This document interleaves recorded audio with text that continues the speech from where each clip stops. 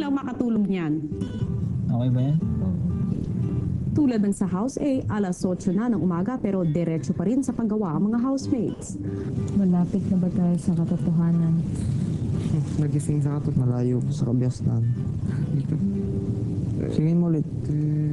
Ikaw na, kasi gigisingin ko ikaw.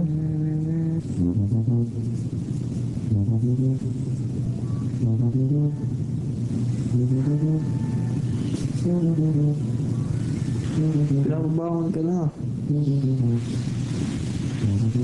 Uy. Palit ka kay ano, Kati. Bangon ka na. Uy.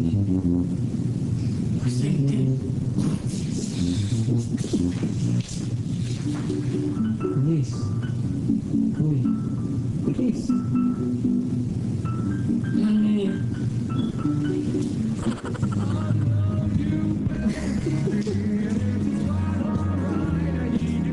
Habang abala na sa weekly task si Melay, ipinasilip ni Kuya ang kanilang ginagawa sa kabilang bahay. Pinapakabang mo. Ay! Ay! Sa kabila yan. Maganda kulay natin, Tam.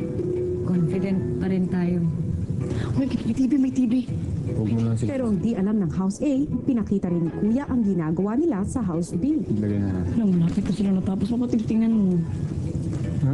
Inuuna nila ang sa kilid. Tama na. Inuuna nila yung mga madadali. Inuuna nila yung madadali. Kailangan natin ng matinding energy. Sige nga, tignan natin kung may energy pa kayo. Music, please! Talagang insomnia to. Diyos ko, nagkasakit na tayo sa insomnia.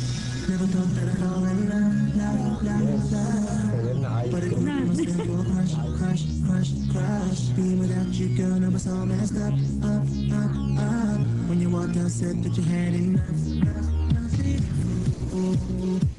No, this is how this goes.